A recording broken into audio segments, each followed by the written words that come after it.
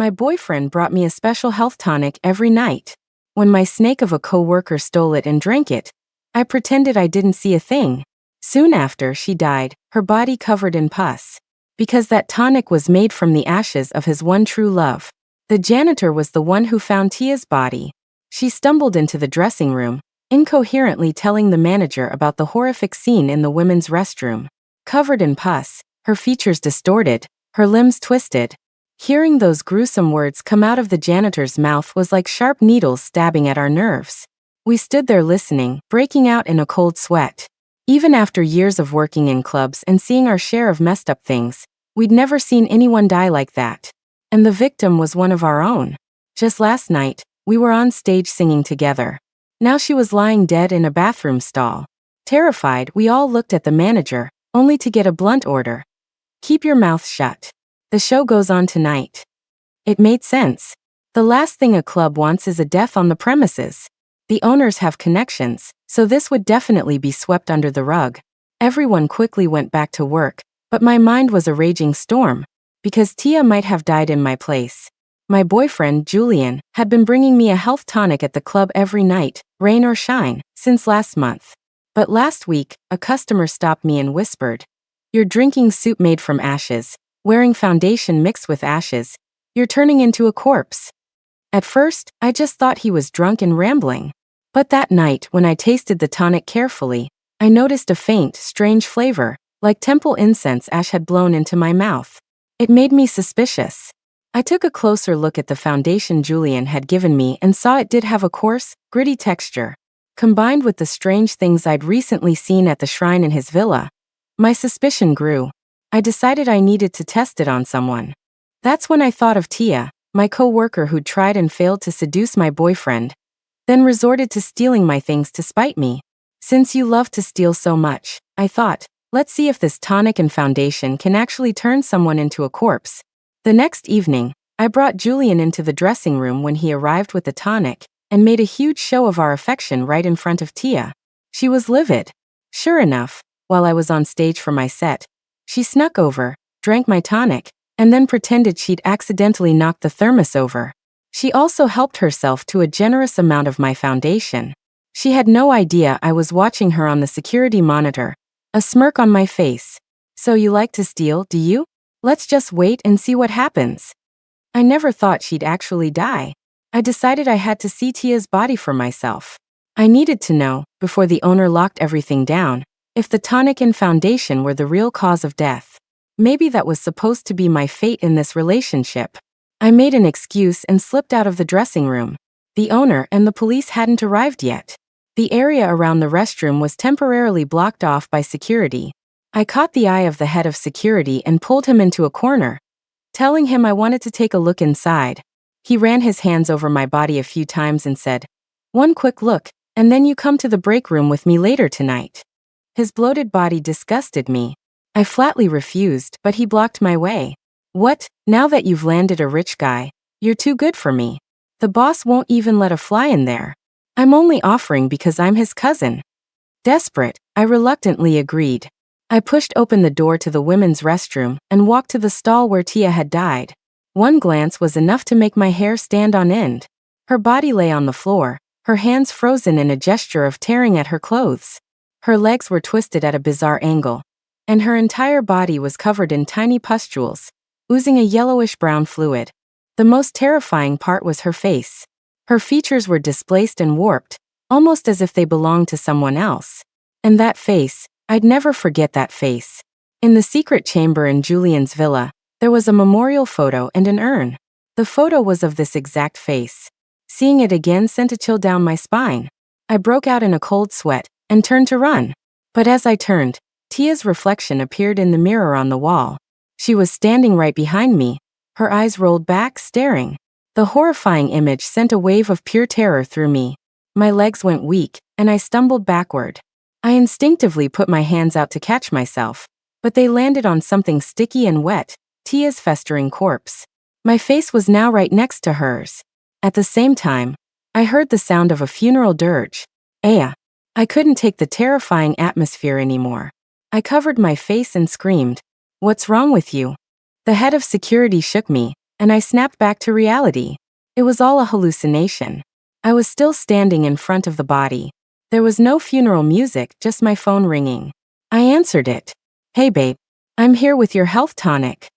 I met my boyfriend, Julian, right here at this live music venue.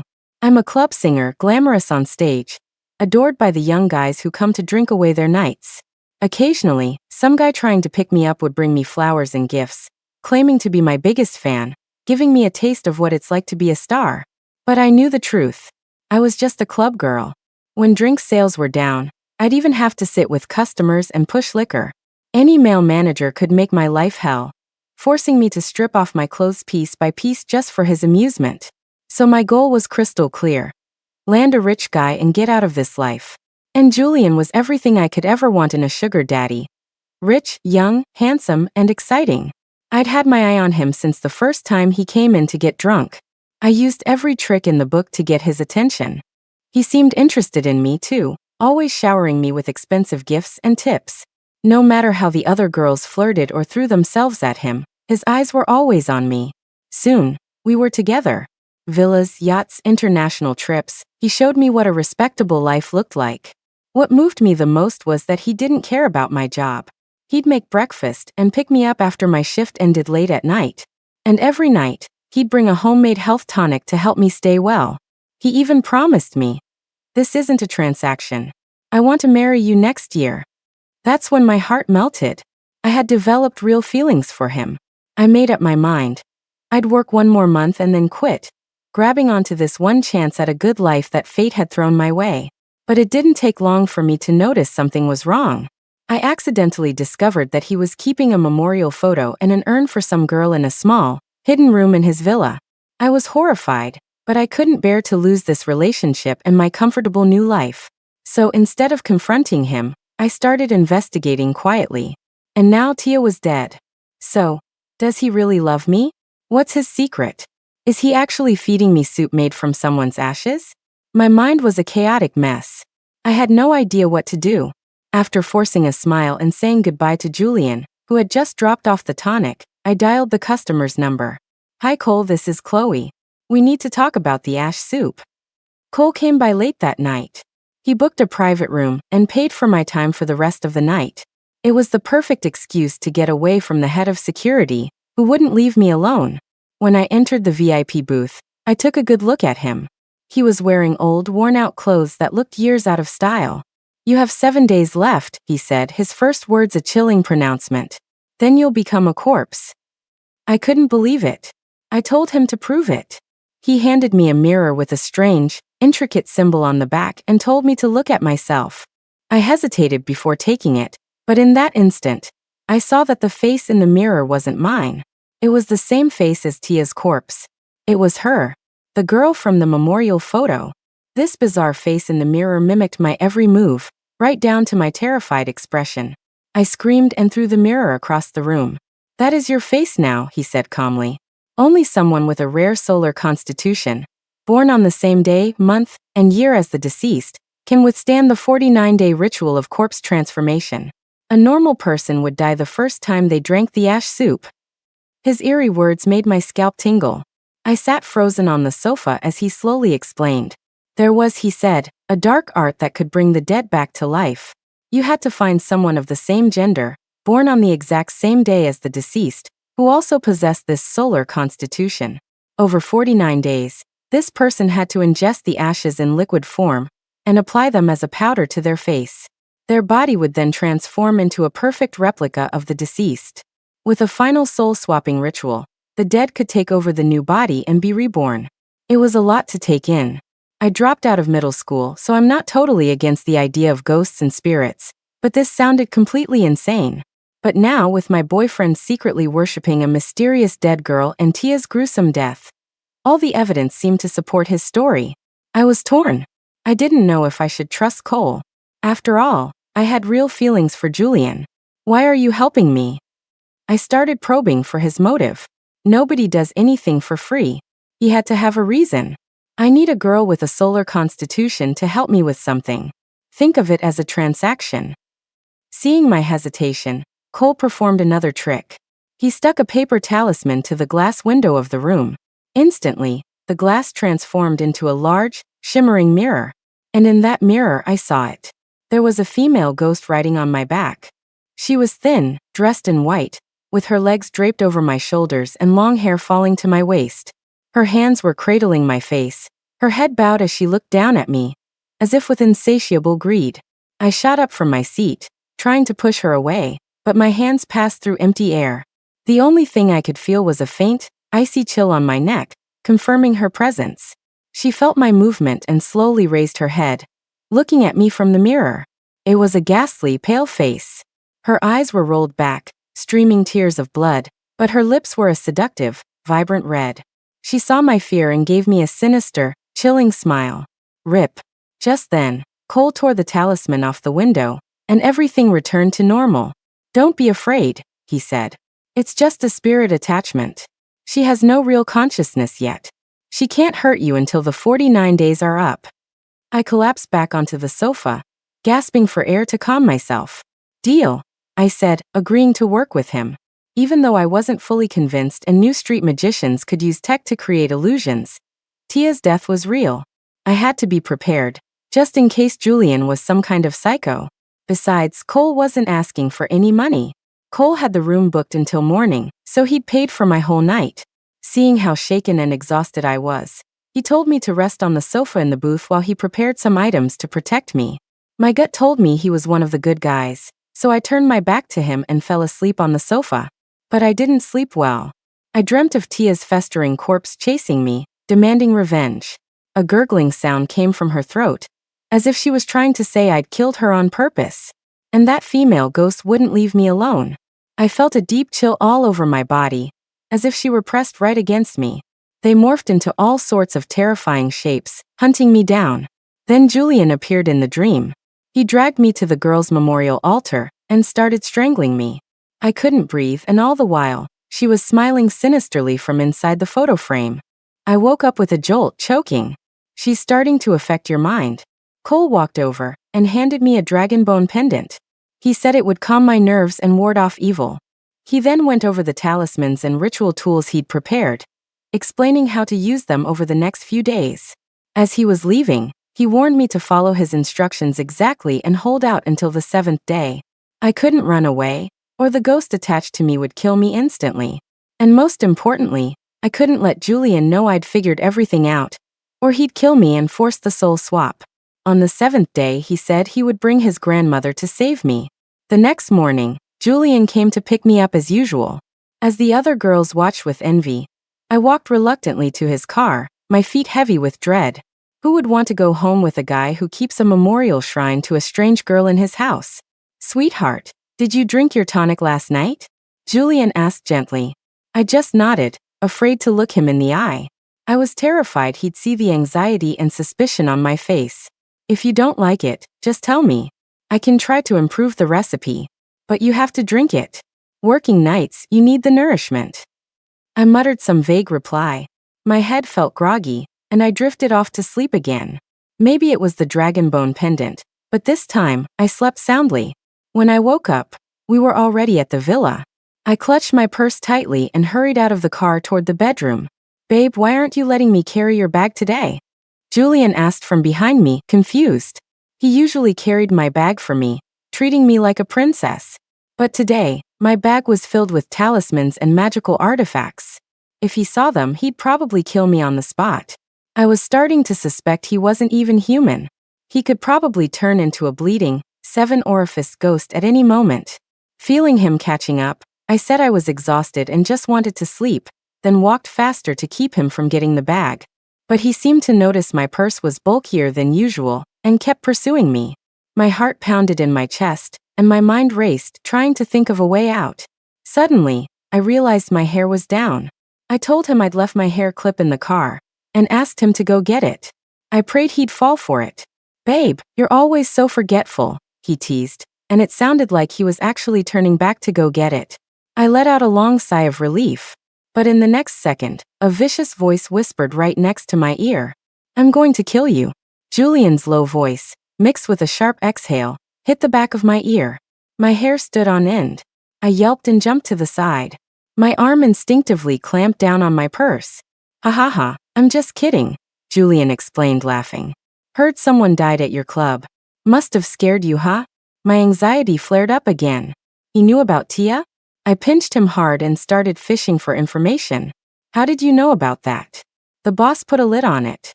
We don't even know the details.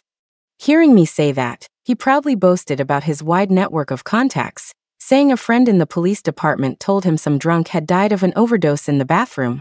Watching him so earnestly repeat a baseless rumor, I finally let out a breath. The knot in my stomach slowly loosened.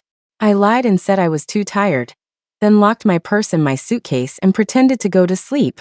But the moment my head hit the pillow, I was out. I woke up at 6 p.m. By this time, Julian should have been at his studio. He usually worked in the afternoons and evenings. I planned to set up the artifacts as Cole had instructed, but then I heard a soft rustling sound from outside the door, like a long gauze skirt dragging on the floor. Babe, you didn't go to the studio? I called out to Julian, but there was no reply. The villa, located at the foot of a mountain, was eerily quiet. Rustle, rustle, the sound came again. I didn't dare go out. I called Julian, and he confirmed he was at his studio. I mentioned the rustling sound in the house, but he just said I was being paranoid, that it was probably just the wind blowing the curtains. After a few brief words of comfort, he hung up. But I distinctly remembered we had replaced all the curtains in the house with blinds before the summer. There was no way a curtain could be dragging on the floor. Besides, the bedroom window was open, and there wasn't a breath of wind outside. As I debated whether to go out and look, a notification popped up on my phone. It was an alert from the security camera. A stranger's face and movement had been detected in the living room. I quickly opened the live feed. A facial recognition box was moving around the screen, but there was no one in the video. The tracking box was completely empty. I suddenly remembered what Cole had told me last night. You have a spirit attached to you. It was the female ghost. She had followed me home. The spectral image Cole had shown me flashed in my mind, and I dove back under the covers in terror. Rustle, rustle. The sound came again. Through the blankets, I could hear it getting closer, as if it was now inside the bedroom. Then I felt an icy touch on my left ankle, like something had grabbed it. I realized my left foot was hanging off the side of the bed. A ghost. I shot up from the bed, ripped the covers off, and threw them in that direction. But the blankets landed on nothing. There was nothing at the foot of the bed. The rustling sound was gone, and the room was silent again. I remembered Cole saying that as long as I didn't run, the ghost wouldn't harm me before the 49 days were up. Whatever. She's just trying to scare me, I muttered, trying to build up my courage. But being in an empty villa at the foot of a mountain with a ghost clinging to me was still terrifying. I had to hurry and set up the artifacts as Cole instructed. I unplugged the villa's security system and took out the talismans and tools. Cole had specifically told me to stick the talismans on the back of furniture to keep Julian from finding them. I started rummaging through the room. The sofa, the cabinets, the refrigerator. I moved them one by one, breaking into a sweat. As I sat on the floor to rest, I heard something fall in a downstairs bedroom. Was it that room that was always locked? Julian had told me his elderly relatives used to live in it before they died, and it was filled with bad luck, so he kept it locked. But ever since I found the secret shrine in the basement, I'd been curious about this room I'd never been in. Besides, Cole had specifically warned me not to miss a single room when placing the talismans. I gathered my courage and decided to investigate. I pressed my ear against the door for a moment, but all I could hear was the frantic pounding of my own heart. I tentatively tried the handle, and the door opened. It had always been locked before. I slowly pushed the door open, and a rotten smell wafted out. The room must have been locked for a long time. It was dark inside. I flipped on the light. A delicate, white-themed bedroom appeared before me. This was clearly not an old person's room. It was a girl's bedroom, and a very feminine one at that. So Julian had lied to me. I looked around. Nothing seemed out of the ordinary. What had fallen was a set of photo albums, which must have dropped from the top of a cluttered wardrobe. I picked up an album and started flipping through it. The wooden cover had a row of carved-out words. Julie and Serena, together forever. It was the girl from the memorial photo. Her name was Serena. The album was filled with intimate pictures of her and Julian. So the person in the secret shrine was Julian's long-lost love. His heart wasn't with me at all. That bastard. That liar. A wave of nausea washed over me. So much for his one true love. The woman is dead, and he still keeps her picture. Damn you, Julian. If I wasn't afraid of being murdered, I would have smashed this album over his head. It was clear now. Julian didn't love me. It was all an act. What Cole said about the soul-swapping ritual had to be the truth. I put the album down and gently moved the wardrobe to stick a talisman behind it. But as I did, I saw a small skeleton wedged behind the cabinet. The tiny bones. Was it an infant's skeleton? I was shocked. I clutched my chest and looked again. The skeleton wasn't human. It was a cat. Poor little thing. It must have gotten stuck behind the cabinet years ago and died, its body turning to bone. I've always loved cats. I found a bag and carefully collected the skeleton, planning to bury it in the yard later. After putting the cabinet back, I moved on to the vanity mirror. Cole had said to put a talisman on the back of every mirror in the house. I went to the vanity. It was mostly covered with skincare products, with only a few makeup items. It seemed Serena was a natural beauty type. Combined with the violin in the room and the photos in the album, I pictured a gentle, graceful music student. It was strange. She looked nothing like the female ghost Cole had shown me that night. Even the shape of her face was different. Do people's ghosts get uglier when they die? Then it hit me. She and Julian were both artists. I, a club singer, was a completely different type of person. Of course Julian didn't like me. He must have wanted something from me. Was it really to bring her back to life? As I was taking apart the hinged vanity mirror, I noticed something strange. Neither side of the mirror was reflecting my image. Everything else in the room was reflected, but I wasn't there. Could it be an underworld mirror? My grandmother used to tell me about a type of mirror from the underworld that only reflected ghosts, not the living. If you put a talisman on it, you could see and even talk to ghosts. I was thrilled. This was exactly what I needed right now. I stuck a talisman on the back and scanned the room with it, then took it into the living room and did the same. I didn't see anything. Was there no ghost haunting me? Pushing my curiosity aside, I figured Julian would be back soon. I slipped the smaller half of the hinged mirror into my pocket and put the larger half back on the vanity. The moment I reattached the mirror, a black and white figure appeared in it, hanging its head and staring at me with rolled back eyes. A ghost. After leaving that horrifying bedroom, I took a few deep breaths to calm down, then went to the garden to bury some of the artifacts. All that was left was the cat skeleton. I planned to bury it under a tree in the corner of the yard. But I hadn't been digging for long when I hit something hard. Curious, I dug deeper and unearthed a human skull. In the moonlight, its two empty eye sockets seemed to be staring right at me. It was terrifying. A body buried under the tree. What kind of monster was Julian? A chill ran down my spine. This scumbag had killed someone, and I was his next target. I replayed our entire relationship in my head. He had seen right through my materialistic ambitions from the start, showering me with money and charming me with small gestures. He was a pro. He'd even tricked me into falling for him. I deserved this. I tried to land a sugar daddy and ended up with a murderer. I was terrified, unsure how I was going to face this monster tonight. And I had just seen Serena's ghost with my own eyes in the underworld mirror. The soul-swapping ritual was real. Everything that had happened made my heart tremble. But I couldn't run. Not yet. I had to wait 7 days for Cole to bring his grandmother to save me. I guess I'll just have to take it one step at a time, I thought. That's all I can do. I buried the cat bones and as I was filling the hole, I found a metal locket, the kind given to children for protection. It must have belonged to the person who was buried here. I prayed that the soul of this person would find peace in the afterlife and buried the locket back in the ground. After finishing, I looked around. The only place left to place a talisman was the basement. The secret room with Serena's memorial photo and urn was also in the basement. As the sky turned completely dark, I felt a surge of fear. I didn't want to go down there. But Julian would be back in about an hour and a half, and I had to finish. Gritting my teeth, I pulled out the small piece of the underworld mirror and, holding it in front of me, headed for the basement. Julian had renovated the basement to look like a bar. We had even drunk and made love down there before. But the thought that Serena's memorial altar was just on the other side of a door made my stomach turn. I quickly placed the talismans outside, then hesitated at the door to the small shrine room. Should I go in? I was so scared. But Cole had specifically told me that the ghost was anchored to the urn in that room. I had to replace the ashes with the temple incense he'd given me and set up a soul-destroying formation with the artifacts. Only then could we be sure the ghost would be completely eliminated in 7 days. With no soul, no one could perform a soul swap on me. And after taking the spiritual medicine he gave me for a few days, the deathly aura around me would dissipate, and I'd return to normal. This is the last step. To hell with the ghosts. I steeled myself and opened the door.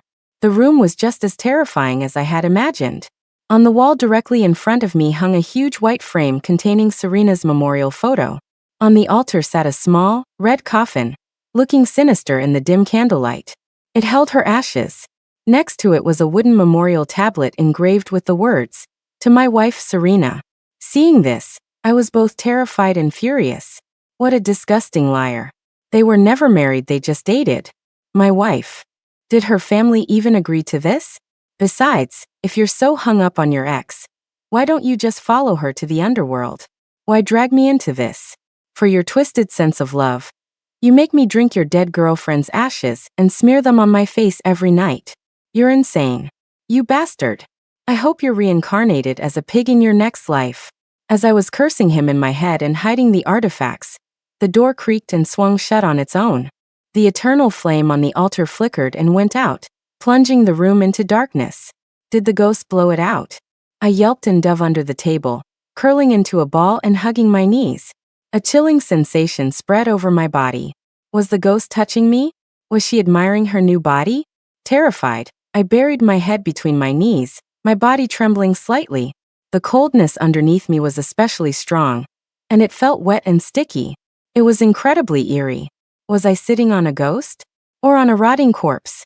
I couldn't just sit here. I had to get out. I turned on my phone's flashlight. The intense beam revealed a horrifying scene. I was sitting in a pool of blood. Was I bleeding? Was I dying? Or was there a freshly killed body nearby? I shone the light around and saw that I had knocked over a small basin that had been filled with blood. Next to the basin was a gleaming, sharp knife, covered in bloodstains. Is this where Julian killed people? Were they other girls like me? Overwhelmed with horror, I scrambled to my feet to run. But just then, someone knocked on the door from the outside. Knock, knock, knock. I instantly grabbed the knife from the floor. Chloe, is that you in there? Julian's familiar, bubbly voice now felt like a blade stabbing at my frayed nerves. He was home earlier than usual. Did he find out? Is it over? Are we done pretending? Cole's warning flashed in my mind. Don't let him find out, or he'll kill you and force the soul swap. I tried to calm myself, gripping the knife tightly, my mind racing to find a way to survive.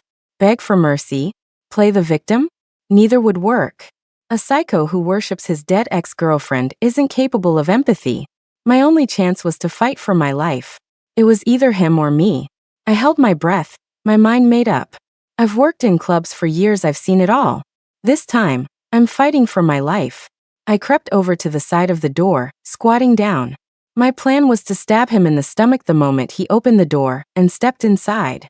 As expected, when I didn't answer, he slowly opened the door. Now, I lunged at him with the knife. He was startled but reacted quickly, catching the blade with both hands. I tried to pull the knife back for another strike, but he easily grabbed my arm. With a twist of my wrist, he knocked the knife from my hand and threw me to the ground. I was shocked. He knew martial arts. It was over. I was dead for sure. I cursed my rotten luck. What did I do to deserve this? I had to drop out of school because we had no money, and I finally managed to support myself by singing in clubs. And now I was going to die at the hands of a psycho, after drinking his ex-girlfriend's ashes, just so she could be reborn in my body. This damn fate was so unfair. But Julian didn't kill me. Instead, he sat down beside me, panting heavily. So you found out. He looked at me and began to explain, his tone filled with sincerity, not the snarl of a cornered villain. It seemed he didn't want to fight. He was going to spin another story. I gave up resisting and decided to play along, hoping to buy myself some time. I saw that bedroom too. You owe me an explanation, I said, sitting up and pretending to be confrontational. That was my ex-girlfriend, but it's not what you think. I did love her very much, but she passed away 5 years ago. I keep her shrine to ward off a vengeful spirit that's trying to kill me. I feigned confusion. A vengeful spirit? I let him talk, listening as he recounted the story of his past. Julian and Serena had been college sweethearts, but a psycho named Cole was obsessed with Serena. Cole's grandmother was a shaman who had taught him all sorts of mystical arts and dark magic from a young age. He became obsessed with these things, and his mind grew twisted. He determined that Serena possessed a rare lunar body, and if she remained a virgin and conceived a child with his solar body, they could produce a powerful lineage of mystics. Their child might even be born with the legendary ability to see ghosts. So Cole relentlessly pursued Serena, even stalking and spying on her, which terrified her into moving into Julian's villa for safety. But when Cole found out they were living together, his hatred for them grew. He felt they had ruined his grand plan and started spreading rumors about them at school. He even publicly threatened to kill them both. Then one night when Julian wasn't home, something strange happened. Serena, as if possessed, hanged herself in the bedroom. Julian and the police couldn't find any evidence of foul play, so her death was ruled a suicide. Around that same time, Cole quietly dropped out of school and vanished. For a year after that, I was a wreck, Julian continued. I kept seeing shadows, and I'd even find myself inexplicably self-harming, stabbing myself with knives. Friends and family told me to sell the house, but I couldn't bear to. I wanted to keep Serena's room just as it was. So I hired a Taoist priest. He told me Serena was killed by dark magic, and her Yanqi resentment was so strong that her ghost was still in the house. She had become a vengeful spirit. He said I had to set up an altar and worship her as my wife for 4 years to appease her, and then perform a ritual to help her pass on. The 4 years are almost up. We were planning the final ritual in 7 days. I had finally moved on and started dating you. I was going to quietly get rid of everything in the shrine and that bedroom after the ritual. I never thought you'd find it. If you can't accept this, we can break up. I'm so sorry. Julian knelt on the floor, his hands covering his face as he sobbed through his tragic story. His explanation cleared up some of my questions, but I couldn't fully trust him. His description of Cole didn't seem that extreme. And he never mentioned the human skull buried under the tree. He was still hiding a lot. But I didn't dare press him further. For now, I had to maintain this fragile peace and play along, one step at a time. We went upstairs and bandaged his hands together. As we did, he brought up Cole again, asking if I had seen him before. I told him the truth, that I had just met him last night. But I left out the part about the talismans and the ritual formations. Right now, I couldn't trust either of them. My only option was to play them against each other to figure out the truth. What did you say? You saw him last night. Julian was stunned. He grabbed my shoulders. His eyes widened in terror. That's impossible. You couldn't have seen him. He's dead. Unless you saw a ghost. To get more information, I told him what Cole had said about the ash soup, the soul swap, and Tia's death. Julian immediately cursed Cole, calling him a liar. He dragged me to the kitchen and pointed to the burnt bottom of a pot, explaining that he was bad at controlling the heat and always scorched the ingredients when he made soup. Then he looked up the foundation online, showing me it was a version a friend had bought for him abroad, with a different texture from the domestic one. He even called Serena's parents on the spot to prove that her body had indeed gone missing after her death. The small coffin, he explained, didn't contain her ashes but the ashes of her burnt clothes. Listen to me. Julian grabbed my shoulders, his voice deadly serious. I saw no trace of deception in his eyes. Cole is a vengeful spirit too. He's getting close to you so he can use your body to resurrect Serena. We have to lure him to the villa and exorcise them both. Otherwise, none of us will survive. So was Cole really a ghost? Before I could sort through my thoughts, Julian laid out his plan. I would trick Cole into coming to the villa, where he would be trapped by a powerful soul-trapping ward.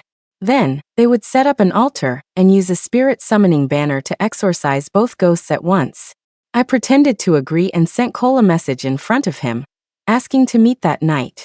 Then I secretly bought a bus ticket to leave town that very night. I couldn't take this bizarre, twisted ordeal any longer. Cole replied quickly. Same room as last time, 1 a.m.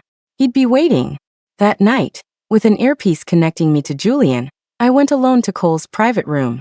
This time, I watched him carefully and noticed something strange. The sofa in the room was incredibly plush, even a small person like me would sink into it. But when Cole sat down, the cushion didn't depress at all. It was as if he were floating just above it. Was I really sitting across from a ghost? But under the light, he still cast a shadow, which wasn't very ghost-like. I clutched the pendant on my chest, trying to appear calm and relaxed as I recited the script Julian was feeding me through the earpiece. He's having a priest come to the house the day after tomorrow to check his fortune. Cole was clearly shocked by what I said. He took a moment to compose himself, then said gravely, "He's lying to you. He's not inviting a priest for good fortune. He must have sensed something is wrong. He's going to try to force the soul swap. We can't wait for my grandmother. I'm coming to save you tomorrow." I could feel the urgency in his voice. He was clearly worried about a priest coming to the villa, though I didn't know why. But my deception had worked. After reassuring him that all the artifacts and talismans were in place, I watched him leave. As he stood up, I used both my small compact mirror and the underworld mirror to look at him. What I saw made my scalp crawl. Only the underworld mirror showed his reflection, a black and white image. He really was a ghost. And there was a female ghost in a red dress clinging to his back. I held my breath until he was out the door, then took a sharp gasp of air to steady myself. Neither Cole nor Julian was normal. I didn't know what they wanted, but I was the solar body they were both after, which meant my fate wouldn't be good. My only choice was to escape the city and hide. I snuck to the changing room, put on a fresh set of clothes, a baseball cap, and sunglasses, and slipped out the back door of the club. I flagged down a taxi on the street and told the driver to take me to the airport. The moment I got in, the tension in my body finally began to ease. I leaned back in my seat and closed my eyes, hoping to get some rest. As I drifted off, the car started to get cold. I asked the driver to turn off the AC, but after a while, it only got colder. I opened my eyes to remind the driver again, but what I saw shocked me. Weren't we on the road back to the villa? The car's headlights were off, and we were driving in complete darkness down a narrow path surrounded by trees and flowers. We were almost at the foot of the mountain. Before I could question it, a soft female voice came from the front seat. "Are you trying to run away?" I looked up. The ghost in the red dress was sitting in the driver's seat. She stretched her neck and snapped her head around to face me. A pale, blood-streaked face with rolled-back eyes was almost touching mine. I scrambled to the side, yanking at the door lock, but it was jammed. I pounded on the window, but it was useless. In that instant, Cole's face appeared on the other side of the glass. Trapped between two ghostly faces, I thought my heart would burst. I did the only thing I could think of. I buried my head in my lap like an ostrich and waited for the two ghosts to finish me. After a moment, I felt a cold touch on my neck, followed by Cole's voice. "Look how scared you are. I never said I was human. I'm actually a Reaper from the underworld, which is why you can see me."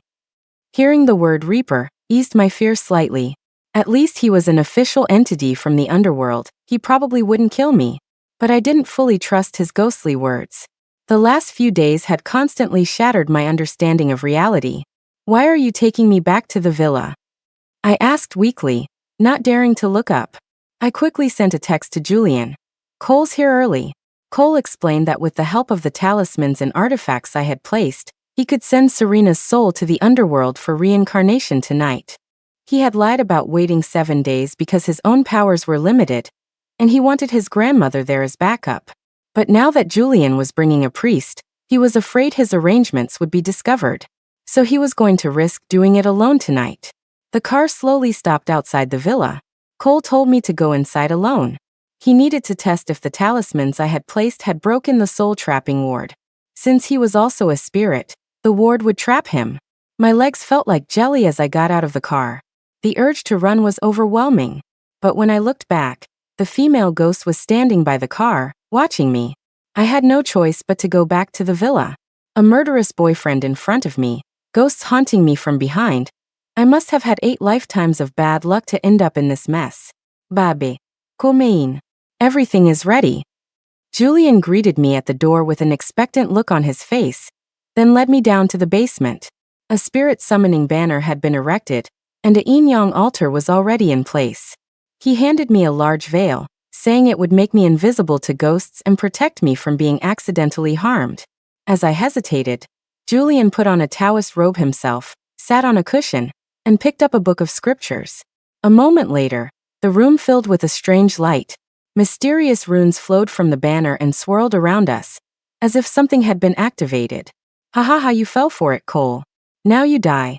Julian laughed manically and began to chant loudly from the book, a dissonant, magical sound filling the air. Soon Cole and the red-clad ghost appeared in the basement, encased in a green orb of light. The red ghost's face was ferocious. Her nails grew long, and she tried to lunge at Julian, but it was no use. The mysterious runes flew forward and bound her tightly. Julian lit a paper effigy next to the altar. The smoke from the burning paper coalesced into a black, shadowy figure that flew at the ghost, attacking her violently. The ghost grew weaker and weaker, her form becoming more transparent until she and the shadow both dissipated. Cole watched the ghost vanish without any concern. He stared at Julian with contempt and said, "All that effort for nothing." Then, with a wave of his hand, the green orb and the runes shattered and disappeared. How did the soul-trapping ward fail? Julian threw down his book in shock. At that moment, I ripped the veil from my head and threw it onto Julian, giving Cole a knowing look. Cole began to chant. The veil instantly wrapped around Julian, tightening with every word of the spell. Julian started chanting his own counter-spell, but it was useless. The veil kept squeezing, and the sound of his bones cracking filled the air. Julian's eyes filled with venom as he glared at me. "You did this. You bitch. I'll haunt you even as a ghost." I pointed at him and burst out laughing. "You bastard.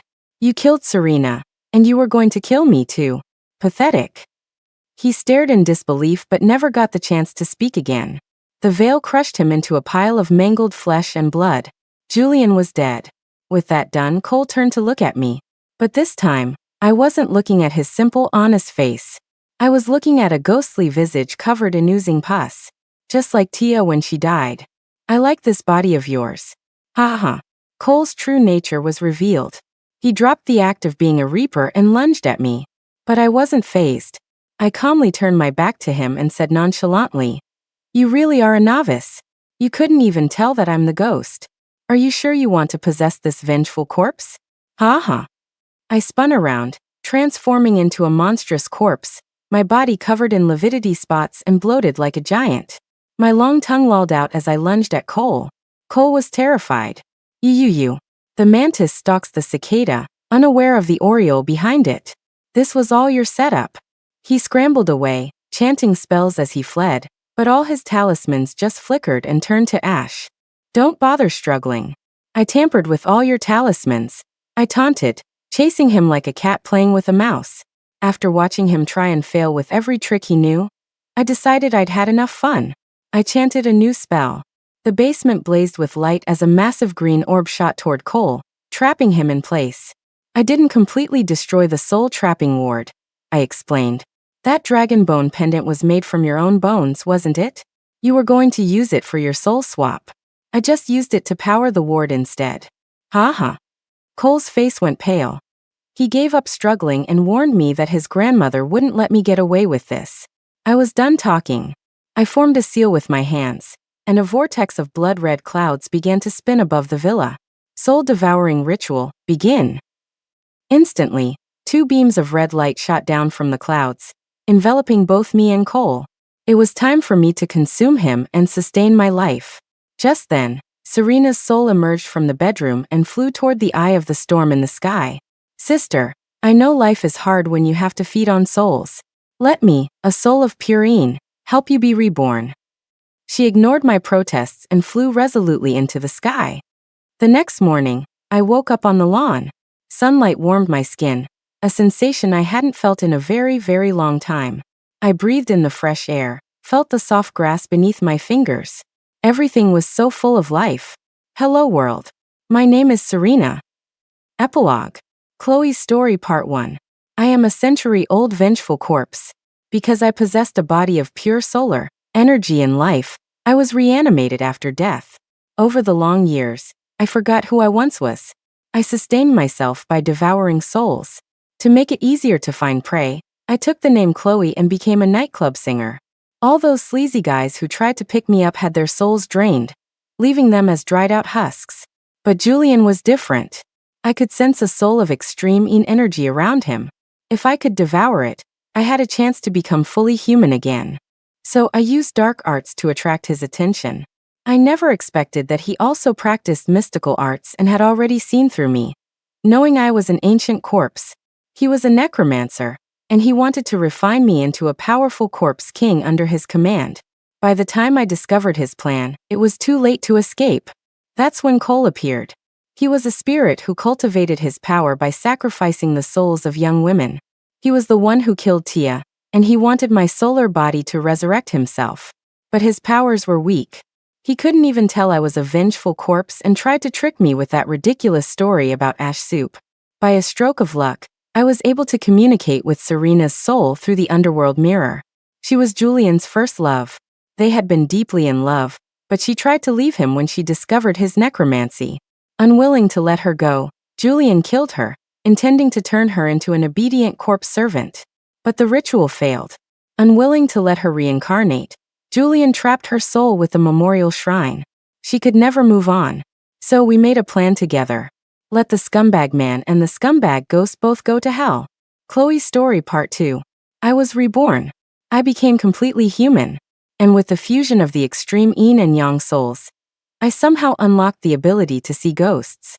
This inspired me to become a master of the spirit world, to fight for justice and vanquish evil. But soon, I was on the run again. I can feel a powerful presence, a shadow hunting me across the country. I know who it is. It's Cole's grandmother, the incredibly powerful shaman, who is determined to avenge her grandson. But that's not all. I also want to investigate my own past, the life I had before I became a corpse. My intuition tells me that my past holds its own story of love and hate, just waiting to be uncovered.